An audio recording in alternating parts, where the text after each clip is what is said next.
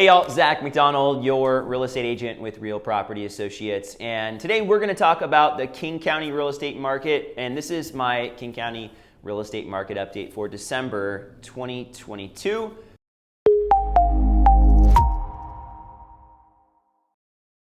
Today we're going to look back at November 2022's data. We're going to talk a little bit about some applications for you if you're a buyer or seller or somebody that's just curious about the market. And I'm going to share just a few thoughts about what's going on as we wrap up the year. But let's start with going through the local market update here. And this is just data straight out of the Northwest Multiple Listing Service, which is our MLS.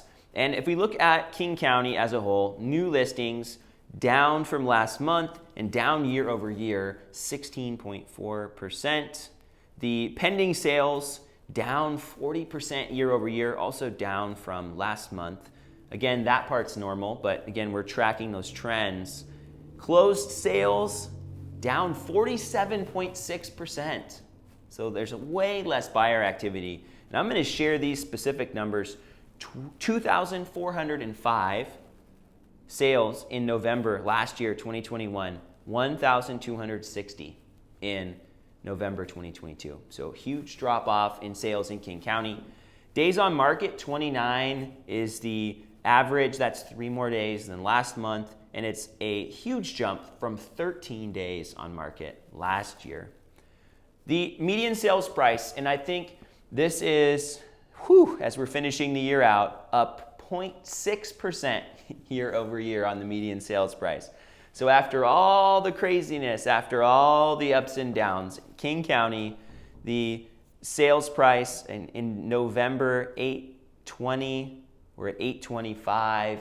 We'll see what December numbers look like, but we're really nearing that flat line all across King County. So huge jump, huge drop, pretty much where we started off at the beginning of 2022, at least at this point.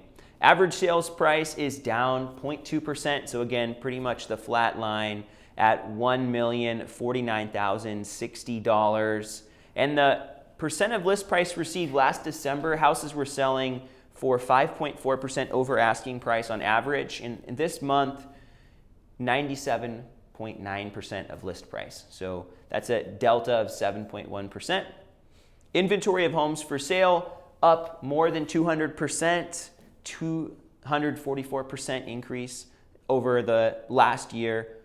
We were at 0.3 months of supply in December, or heading into December in 2021, and now at 1.5 months of supply heading into December here this year. I will say we are down from last month. So we were at 1.8 months of supply last month, and we're now at 1.5 months of supply. And really, what does that mean, right? As we're looking at all of this data, I think the first question that I would have is, how do I interpret all of this? And I'll share a few thoughts. The first thought is we're seeing some of the normal seasonal corrections.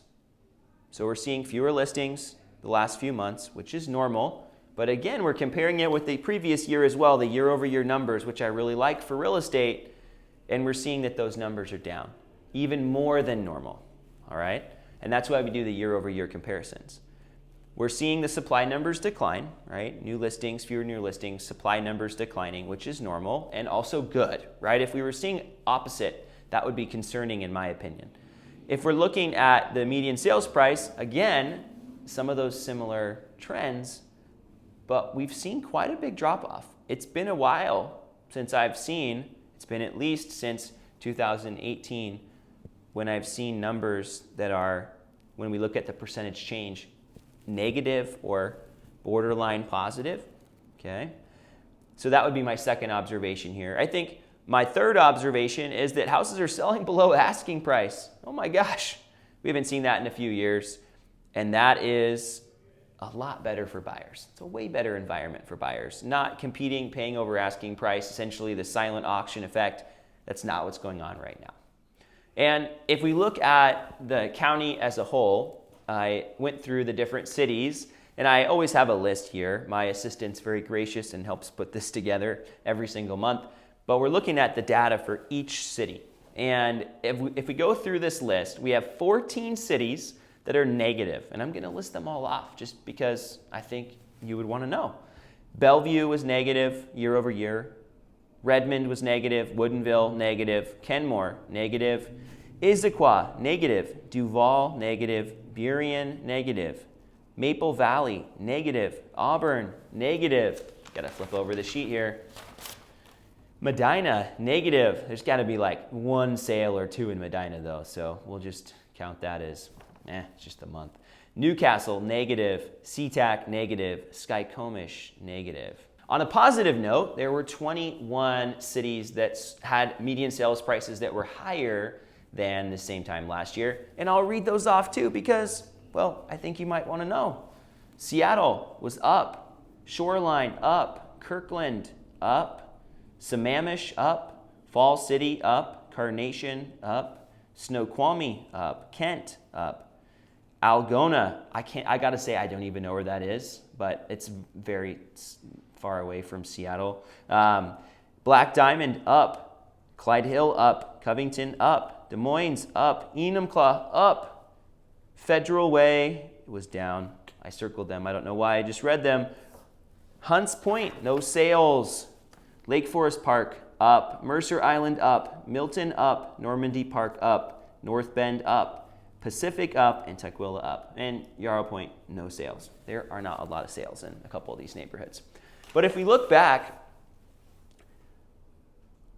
almost all of these were up, and some of them considerably earlier in the year. Bellevue was up we were talking about like 30% earlier in the year. People are paying so much over asking price. Redmond was the same way. Woodinville, I could go through this list, and now we're seeing negative year over year numbers. So some of these areas that saw the biggest growth since 2020, when people were looking for different things and buying houses in some of these other areas, moving out of the city, there has not been that continued interest. So, what a year. What a year. Now, next month's video will be more of the recap year over year, but every month is a recap year over year of where we were. And this is starting to trend towards what I talked about maybe a month, 2 months ago, and started mentioning that we are going to see negative year over year numbers, and we're already seeing them.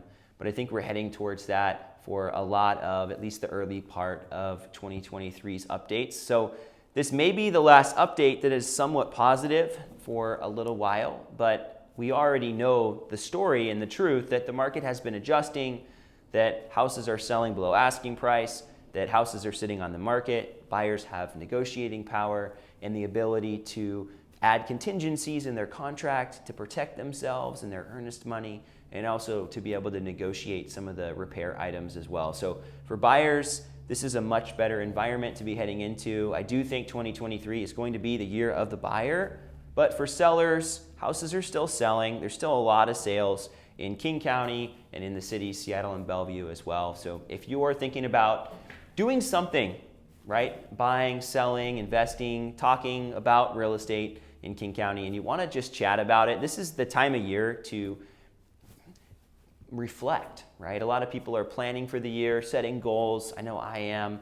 And if buying a house or selling is one of your goals here, heading into the new year, and you want to connect, there's no pressure after we connect to work together, but I'd love to be a resource for you and a sounding board if you're up for it.